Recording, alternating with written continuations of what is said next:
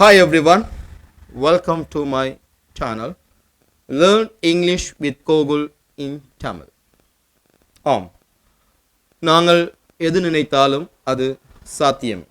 Everything is possible. ஆமாம், சென்ற video வாயிலாக நாங்கள் வினைச்சொல்லின் வகைகளையும் அவ்வகைக்குள் முதலாவதாக என்ன வினைச்சொல்லை நாங்கள் கற்க வேண்டும் என்பதையும் குறிப்பிட்டிருந்தேன். இந்த வீடியோ வாயிலாக வினைச்சொல்லை நாங்கள் ஆழமாக ஆராய இருக்கின்றோம். அதன் அடிப்படையில் நாங்கள் பார்க்க இருக்கின்ற வினைச்சொல் பிரைமரி ஆக்சிலியரி வேர்ப்ஸ். இந்த பிரைமரி ஆக்சிலியரி வேர்ப்ஸினுள் என்ன அடங்குகின்றது என்று பார்ப்போம். Primary auxiliary verbs are be, do and have. எனவே be, do, have ஆகிய மூன்றையும் கொண்டதுதான் primary auxiliary verbs. இதில் நாங்கள் verb be என்கின்ற செக்ஷனை முதலாவதாக பார்க்க இருக்கின்றோம். verb be or verb to be என இதை நாங்கள் அழைக்கலாம். அதன் அடிப்படையில் verb be or verb to be shows a state of being. அதாவது verb be என்பது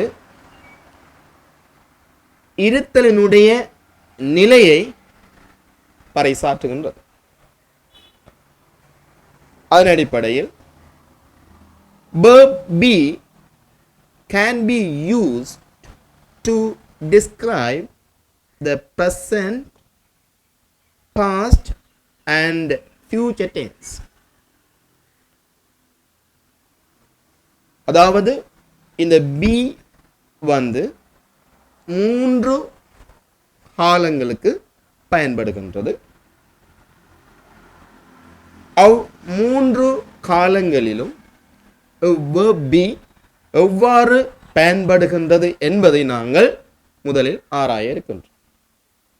அதன் அடிப்படையில் verb be ஆனது present tense நிகழ்காலத்தில் எவ்வாறு பயன்படுத்தப்படுகின்றது என்பதை பற்றி பார்ப்போம். verb be is used in the present tense. Okay, அதன் அடிப்படையில் முதலாவதாக இதனுடைய கட்டமைப்பு எங்களுக்கு தெரிய வேண்டும். அதன் அடிப்படையில் ஐ என்கின்ற ப்ரனவுனுக்கு எம் என்கின்ற verb be யினுடைய வடிவம் வரும். அதே நேரம் கி, சி, இட், சிங்குலர் போன்றவற்றிற்கு இஸ் என்கின்ற verb be யின் வடிவம் வரும். அதே நேரம் யூ, வி, தே ப்ளூரல் போன்றவற்றிற்கு ஆ என்கின்ற verb be யினுடைய வடிவம் வரும். இவைகளுடன் என்னத்தை நாங்கள் சேர்க்க வேண்டும்? verb 3 நாங்கள் சேர்க்கக்கூடாது. verb 3 நீங்கள் சேர்த்தால் அது verb tense-னுள் அடங்குகின்ற present continuous-ஐ குறிக்கும். இப்போது நாங்கள் verb tenses பார்க்கவில்லை, verb be ஐ பற்றி தான் பார்த்து கொண்டிருக்கிறோம். அப்படி என்றால் அமிசாவை தொடர்ந்து ஒரு நவுன் அல்லது ஒரு adjective வர வேண்டும். இதுவே இதனுடைய கட்டமைப்பாகும். முதலாவது ஸ்டூடெண்ட் என்கின்ற நவுனை நாங்கள் எடுப்போம். எடுத்து இந்த நவுனை கொண்டு நாங்கள் am is are ஆகிய verb be-னுடைய வடிவங்களுக்கு ஒரு வசனங்கள் நாங்கள் உருவாக்குவோம். I am a student. நான் ஒரு மாணவனாக இருக்கிறேன். அல்லது நான் ஒரு மாணவன். அதே வசனத்தை கீக்கு எழுதினால் he is a student. அவன் ஒரு மாணவனாக இருக்கிறான். அல்லது அவன் ஒரு மாணவன். அதே நேரம் நாங்கள் யூக்கு எழுதினால் you are a student. நீ ஒரு மாணவனாக இருக்கிறாய். அல்லது நீ ஒரு மாணவன்.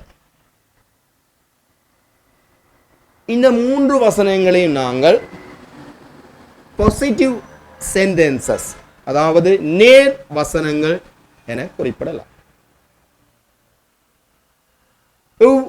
மூன்று வசனங்களை நாங்கள் பாசிட்டிவ் கொஸ்டின்ஸ் ஆக, நேர் வினாக்களாக எவ்வாறு மாற்றுவது என்பதை பற்றி அடுத்து பார்ப்போம்.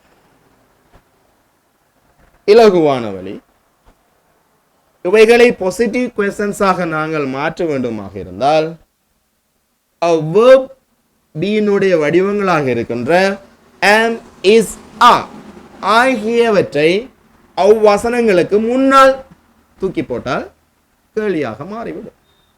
அவ்வளவுதான் விஷயம். இப்போது பார்ப்போம். am I a student? நான் ஒரு மாணவனாக இருக்கிறேனா? அல்லது நான் ஒரு மாணவனா? am I a student? நான் ஒரு மாணவனா? அதே நேரம் கீயை நாங்கள் பாசிட்டிவ் கொஸ்டின்ஸ் ஆக மாற்றுகின்ற நேரம் இஸ் என்கின்ற verb be-ன் வடிவம் முன்னுக்கு வரும். பார்ப்போம்.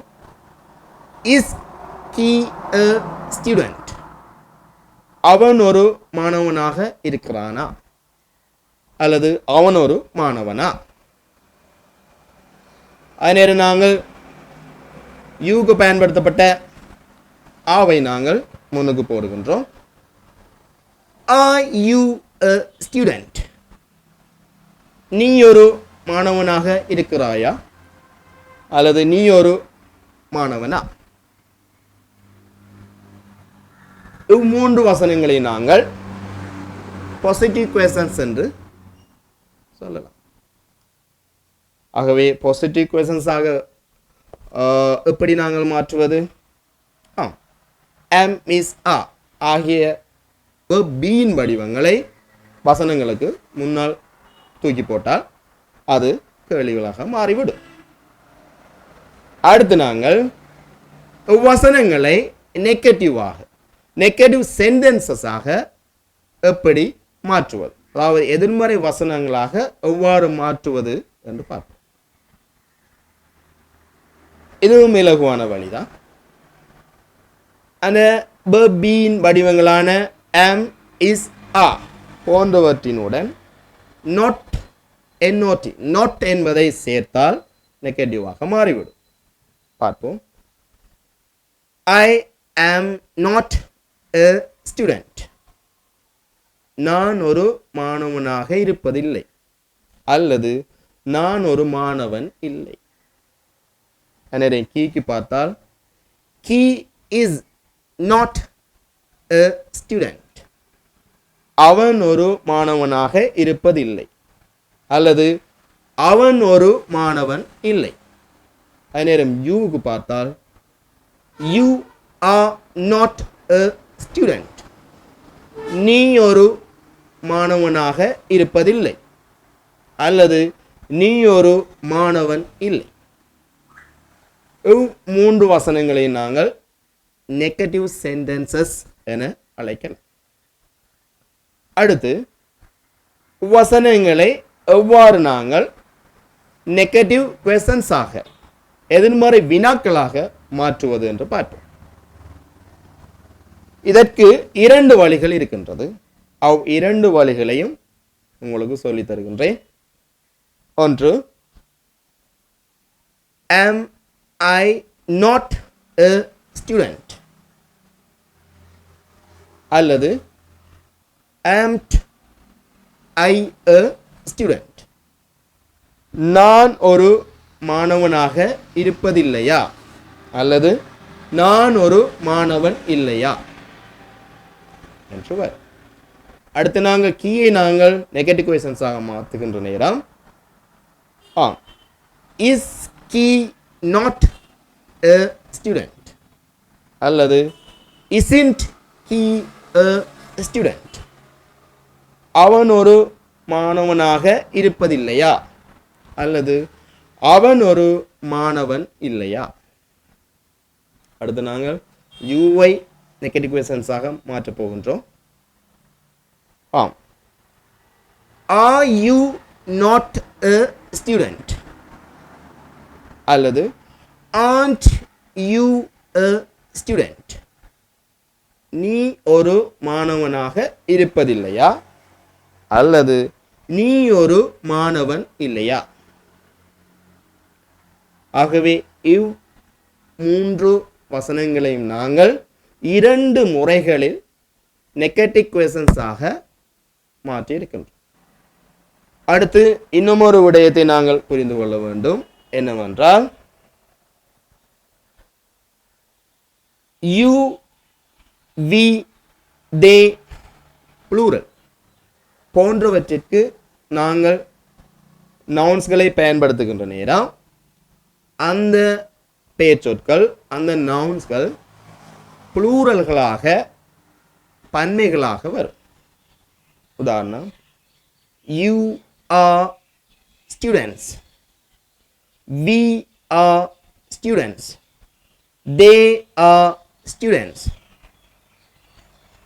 Ravi and Raja are students. இங்கே வந்திருக்கின்ற நவுன்ஸ்கள் எல்லாமே ப்ளூரல்களாக வந்திருக்கின்றது. இங்கே நாங்கள் என்கின்ற டெஃபினட் ஆர்டிக்கலை நாங்கள் பயன்படுத்தக்கூடாது. ஒன்று கேட்கலாம் நீங்கள், அங்கே யூ பயன்படுத்தப்பட்டிருக்கின்றது, வந்திருக்கின்றது, இங்கே யூ பயன்படுத்தப்பட்டிருக்கின்றது, வரவில்லை. ஆம், யூக்கு இரு அர்த்தங்கள் இருக்கின்றது. ஒன்று நீ என்று வரும்போது வரும். அதே நேரம் இங்கு வந்து நீங்கள் என்று வந்திருக்கின்றது, நீங்கள் என்று வரும்போது வராது, பன்மையில் தான். ஆகவே இந்த verb be வந்து present tense-இல் எவ்வாறு நவுன்ஸுடன், பெயர்ச்சொல்லுடன் பயன்படுத்தப்பட்டிருக்கின்றது என்பதை நாங்கள் பார்த்திருக்கின்றோம். அத்துடன் இன்னொரு விடயத்தையும் இதில் நாங்கள் குறிப்பிட வேண்டும். இட் என்கின்ற ப்ரனவுன் வரும்போது அஃறிணை பெயர்ச்சொற்களை நாங்கள் பயன்படுத்த வேண்டும். உதாரணம், it is a dog, it is a tree. dog, tree என்பது அஃறிணை பெயர்ச்சொற்கள். அடுத்து நான் சில நவுன்ஸ்களை, பெயர்ச்சொற்களை தருகின்றேன். நீங்கள் பெயர்ச்சொற்களை கொண்டு வசனங்களை அமைத்து பாருங்கள். வசனங்களை அமைக்கும் போது பாசிட்டிவ் கொஸ்டின்ஸ், நெகட்டிவ் கொஸ்டின்ஸ் ஆகிய 4 வசனங்களும் வரக்கூடிய மாதிரி மாற்றி அமைத்து பழகுங்கள். ஆகவே இன்று நாங்கள் பிரசன்ட் டென்ஸில் இந்த verb be நவுனுடன் எவ்வாறு பயன்படுத்தப்படுகின்றது என்பதை பற்றி பார்த்திருக்கின்றோம். அடுத்த வீடியோ வாயிலாக verb be ஆனது present tense-இல் adjective-உடன் எவ்வாறு பயன்படும் என்பதை பற்றி ஆராய இருக்கின்றோம். Thank you very much. Stay with me.